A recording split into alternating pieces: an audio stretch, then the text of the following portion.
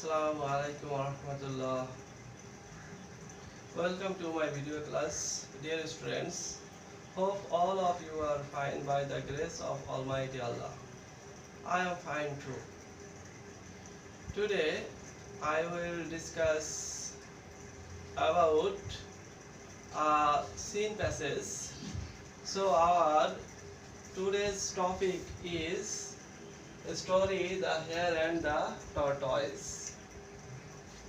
First of all, I would like to read the passage loudly and you will listen to me carefully. So please open your textbook English for today, page 54. Good. Let's start. One day, a hare was walking in the forest. One day, a hare was walking in the forest when he saw a tortoise. একদিন একটি খরগোশ বনের মধ্য দিয়ে যখন হাঁটতেছিল তখন সে একটি কচ্ছপকে দেখতে পেল। The hare was the fastest animal in the forest. বনের মধ্যে সবথেকে দ্রুত গতির পশু ছিল খরগোশ। The tortoise was the slowest animal in the forest. এবং কচ্ছপটি ছিল সবথেকে ধীর গতি সম্পন্ন বনের পশু। The hare called out to the tortoise, "Hurry up! You are so slow. Can't you walk faster? Can't you run?" খরগোশটি কচ্ছপকে ডেকে বলল, তাড়াতাড়ি করো, তুমি খুব ধীর। তুমি কি আরেকটু জোরে হাঁটতে পারো না? তুমি কি দৌড়াতে পারো না? The tortoise felt angry and said to the hare, "Why don't we have a race?" কচ্ছপটি রেগে গেল খরগোশটির উপরে এবং খরগোশকে বলল, কেন আমরা দৌড় প্রতিযোগিতা করি না? হতে পারে আমি জয়লাভ করতে পারি। The hare laughed and laughed. খরগোশটি হাসতে হাসতে ফেটে পড়ল। Sure, I will win. সে বলল, নিশ্চিত আমি বিজয়ী হব। The hare said, খরগোশটি বলল। They agreed to start next to a big tree. তারা রাজি হলো, একমত হলো এক বনের পাশের একটি বড় গাছের পাশ দিয়ে যেতে and finish at the river এবং নদীর কাছে গিয়ে শেষ করতে। Then they called their friends to watch. এরপরে তারা তাদের বনের যত পশু আছে, তাদের বন্ধু আছে, তাদেরকে আমন্ত্রণ জানালো বা ডাকলো দেখার জন্য। The hare stood beside the tortoise and the race began. খরগোশটি কচ্ছপটির পাশেই দাঁড়ালো এবং প্রতিযোগিতা শুরু হলো। পরের পেজে আসো। হ্যাঁ। The hare ran quickly and in a few minutes the hare was out of sight. খরগোশটি খুব দ্রুত দৌড়ালো এবং কয়েক মিনিটের মধ্যেই সে নজরের বাইরে চলে গেল, অর্থাৎ দৃষ্টিসীমার বাইরে চলে গেল। আউট অফ সাইট অফ দৃষ্টিসীমা। The hare said to himself. খরগোশটি মনে মনে বলল, The tortoise is very far behind. খরগোশটি অনেক পিছনে, কচ্ছপটি অনেক পিছনে। I can see the finish line. ওই তো সামনে আমি সীমারেখাটি দেখতে পাচ্ছি। I have time for a nap. আমার একটু ঘুমানোর সময় হয়েছে। হালকা ঘুম, ইংলিশ হচ্ছে nap. Soon the hare was asleep under a tree next to the path. খুব অল্প সময়ের মধ্যেই পথের পাশে একটা বড় গাছের বা একটি গাছের নিচেই খরগোশটি ঘুমিয়ে পড়ল। The tortoise walked steadily one and one. কচ্ছপটি একগ্রচিত্তে একটানা হাঁটতেই লাগলো, হেঁটে চলল। He did not stop. সে কোথাও থামলো না। Soon he passed the sleeping line. এবং অল্প সময়ের মধ্যেই সে ঘুমন্ত খরগোশকে অতিক্রম করে গেল। The hare slept for an hour. খরগোশটি 1 ঘন্টা ঘুমিয়েছিল। When he finally woke up, he looked at the finish line. অবশেষে যখন সে ঘুম থেকে জাগলো তখন সে সীমারেখার দিকে তাকালো। He could not believe his eyes. সে তার চোখ দুইটাকে বিশ্বাস করতে পারল না। Tortoise was almost at the finish line. কচ্ছপটি প্রায় সীমারেখার কাছে অতিক্রম করে গিয়েছে। The hare ran as fast as he could, but it was too late. খরগোশটি যত দ্রুত দৌড়ানো সম্ভব তার সব শক্তি দিয়ে দৌড়ালো, কিন্তু সে অনেক দেরি করে ফেলেছিল। The tortoise crossed the finish line and won the competition. কচ্ছপটি সীমারেখাটি অতিক্রম করলো এবং এই প্রতিযোগিতায় বিজয়ী হলো। The hare was furious. খরগোশটি খুবই হিংস্র হলো, রেগে গেল। প্রচন্ড রাগ করাকে বলা হচ্ছে ফিউরিয়াস। তাহলে কচ্ছপটির যখন বিজয়ী হলো এইটা দেখে খরগোশটি খুবই হিংস্র হলো, রেগে গেল। The tortoise looked back at the hare and smiled. খরগোশটি কচ্ছপটি পিছনে তাকালো এবং হাসলো, মুস্কি হাসলো। Then he said, সে বলল, slow but steady wins the race. ধীর কিন্তু দৃঢ়। দৃঢ় মানে আছে প্রতিজ্ঞাবদ্ধ। ধীর হলেও কোনো সমস্যা নেই, কিন্তু প্রতিজ্ঞাবদ্ধ হলে সেটা বিজয়ী হয় বিভিন্ন প্রতিযোগিতায়, বা অধ্যবসায়ী বিভিন্ন প্রতিযোগিতায় বিজয়ী হতে সহায়তা করে। Slow but steady wins the race. সংকল্প ওই বিজয়ী হয় প্রতিযোগিতায়। তাহলে এই হচ্ছে এই সিন প্যাসেজটা সম্পর্কে। আশা করি তোমরা এই গল্পটার অর্থ, বাক্যগুলোর অর্থ ভালো করে বুঝতে পেরেছো। এখন আমরা এই গল্পের উপরে একটা মডেল টেক মানে মডেল কোয়েশ্চেন আছে, যেটা পরীক্ষায় আসতে পারে যেভাবে, সেভাবে আমি সাজিয়েছি। চলো আমরা ডিসকাস করি এই প্রশ্নটা সম্পর্কে। প্রথমে দেওয়া হয়েছে ম্যাচিং। ম্যাচিং অর্থ তোমরা জানো মিলকরণ, বাম পাশ এবং ডান পাশ এই দুই অংশটাকে মিল করতে হবে। তাহলে আমরা প্রথমে যে শব্দটা দেখছি এটা হচ্ছে কম্পিটিশন। কম্পিটিশন অর্থ প্রতিযোগিতা। এর সাথে সিমিলার মিনিং হচ্ছে কন্টেস্ট। কন্টেস্ট অর্থ প্রতিযোগিতা। কম্পিটিশন এর সিমিলার ওয়ার্ড হচ্ছে কন্টেস্ট। এর পরের শব্দ হচ্ছে ফিউরিয়াস। ফিউরিয়াস অর্থ হিংস্র। সিমিলার মিনিং হচ্ছে অ্যাংরি। তারপর আছে অ্যাগ্রি। অ্যাগ্রি অর্থ একমত হওয়া, সহমত হওয়া, একজনের মতামতকে মেনে নেওয়া, এটা হচ্ছে অ্যাগ্রি। এর সিমিলার হচ্ছে কনসেন্ট টু আ প্রপোজাল। একটা প্রস্তাবের দিকে মনোযোগী হওয়া বা একটা প্রস্তাবকে মেনে নেওয়া, এটাই হচ্ছে কনসেন্ট টু এ প্রপোজাল অথবা অ্যাগ্রি। তারপর হচ্ছে কুইকলি। কুইকলি অর্থ তাড়াতাড়ি, দ্রুত গতিতে। সুইফটলি এর সিমিলার মিনিং আছে সুইফটলি, সরি। লেট। লেট হচ্ছে বিলম্ব বা দেরি। এর সিমিলার মিনিং আছে ডিলেড।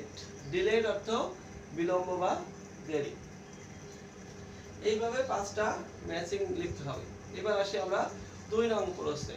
2 নং প্রশ্নে দেওয়া হয়েছে ট্রু ফলস। প্রথম question, the hare was walking in a would.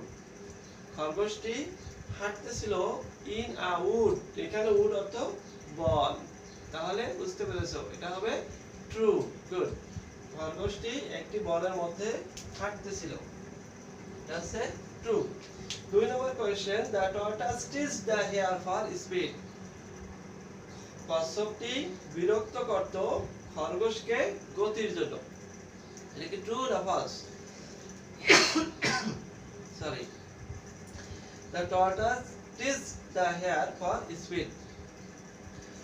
গতির জন্য খরগোশটিকে বিরক্ত করত কচ্ছপটি, এটা সত্য না, তাহলে এটা false. The hare ran without taking nap. খরগোশটি দৌড়তেছিল কোনো ঘুম না ঘুমিয়ে বা ঘুম না নিয়েই বা ঘুম না ঘুমিয়ে এসে দৌড়চ্ছিল, এটাও false. The tortoise was not slow and steady.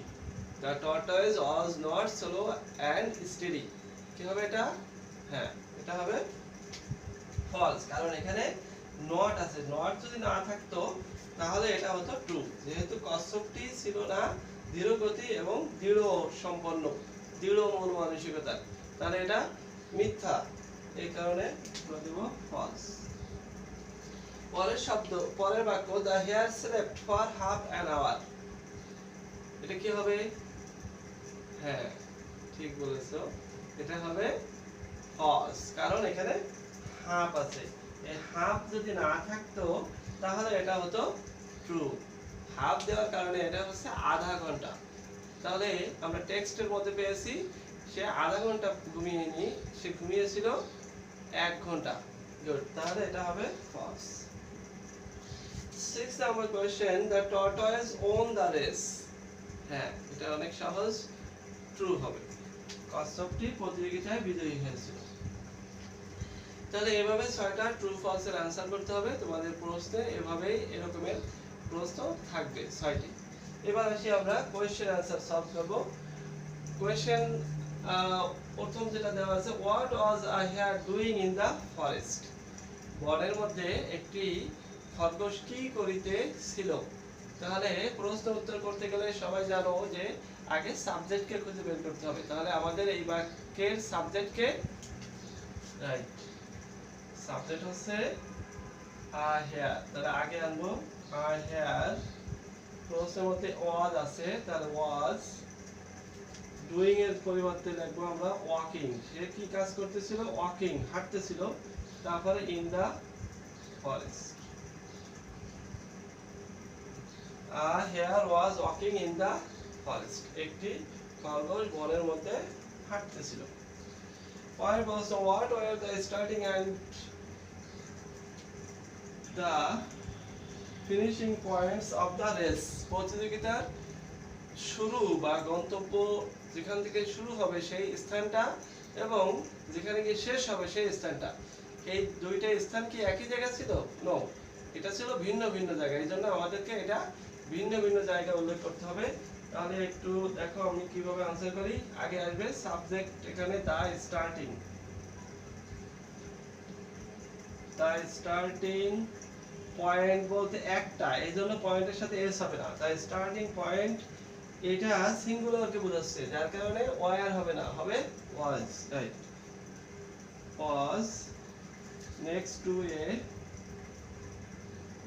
to a victory and the finishing point was at the river. তাহলে এই প্রশ্নটার উত্তর কি লিখবো? The starting point was next to a victory and the finishing point was at the river. যেখানে এই প্রতিযোগিতা শুরু হয়েছিল সেটা হচ্ছে একটা বড় গাছের পাশ দিয়ে, আর এটা শেষ হয়েছিল একটি নদীর পাশে বা নদীর কাছে। 3 নম্বর প্রশ্ন, why was the hare asleep under a tree. কেন এক খরগোশটি ঘুমিয়েছিল একটি গাছের নিচে। তাহলে এটার आंसर হবে the hair, প্রশ্নের ভিতরে ওয়াজ আছে তাহলে ওয়াজ আসবে, the hair was asleep under a tree because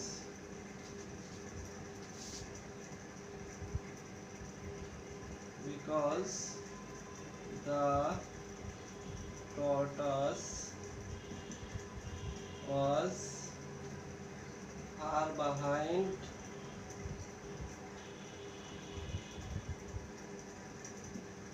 from him. সে গাছের নিচে ঘুমিয়েছিল এই কারণে যে কচ্ছপটি তার থেকে অনেক পিছনে ছিল, এই জন্যই সে একটু বিশ্রাম নেওয়ার জন্য বা একটু ঘুম দিয়েছিল। How long did the hare sleep? কতক্ষণ ঘুমিয়েছিল? তাহলে এই প্রশ্নটার आंसर আমরা লিখব, সাবজেক্ট আছে the hare, did আছে এখানে দেখো, did থাকার কারণে আমরা ভার্বটা sleep এর পরিবর্তে কি লিখব? Exactly slept, S L E P T, slept for an hour, 1 ঘন্টা ঘুমিয়েছিল। The hare slept for an hour, খরগোশটি 1 ঘন্টা ঘুমিয়েছিল। এবার আসি আমরা পরের প্রশ্ন। How did the tortoise win the race, কিভাবে প্রতিযোগিতা বিজয়ী হয়েছিল। তাহলে আমরা এই প্রশ্নটার অ্যান্সার লিখব। আগে সাবজেক্ট আছে দ্য টর্টয়েস, দ্য টর্টয়েস, এখানেও দেখো ডিড আছে, তাহলে ডিড থাকলে এই যে উইন ভার্বের পাস্ট হবে। ওন দ্য রেস বাই, এখানে হাউ আছে, তাহলে কিভাবে বোঝাচ্ছে, by walking steadily, one and one, একগ্র চিত্তে বা একটানা অবিরাম হেঁটে সে প্রতিযোগিতায় বিজয়ী হলো। The tortoise won the race by walking steadily on and on. বুঝতে পেরেছো? ওকে। What is the moral of the story? আমরা লাস্ট কোয়েশ্চনে দেখছি যে what is the moral, এই গল্পের মূল শিক্ষা কি, শিক্ষাটা বোঝা যায় বা এই গল্প থেকে আমরা কি শিক্ষা নিতে পারি। তাহলে এইটার অ্যান্সার লিখবো, the moral of the story is, এই প্রশ্নের মধ্যে is আছে, এই কারণে is that slow and steady wins the race. slow and steady এটার একটা অর্থ যে অধ্যবসায় বা দৃঢ় প্রতিযোগিতা বিজয়ী হয় প্রতিযোগিতায়, প্রতিযোগিতায় বিজয়ী হয়। তাহলে আমরা এই যে 6টা প্রশ্ন কমপ্লিট করলাম, এরকমের পরীক্ষায় তোমাদের 6টা প্রশ্ন আসবে, প্রশ্নগুলো বুঝে সুন্দর করে এভাবে আনসার লিখতে হবে। এবার আমরা 4 নাম্বার প্রশ্ন দেখব। 4 নাম্বার প্রশ্নে তোমাদের পরীক্ষা আসতে পারে শর্ট কম্পোজিশন। কি আসতে পারে? Short composition.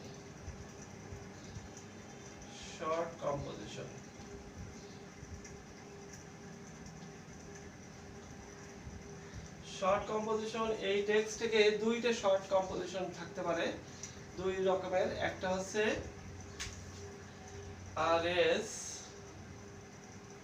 the race between the hare and the tortoise,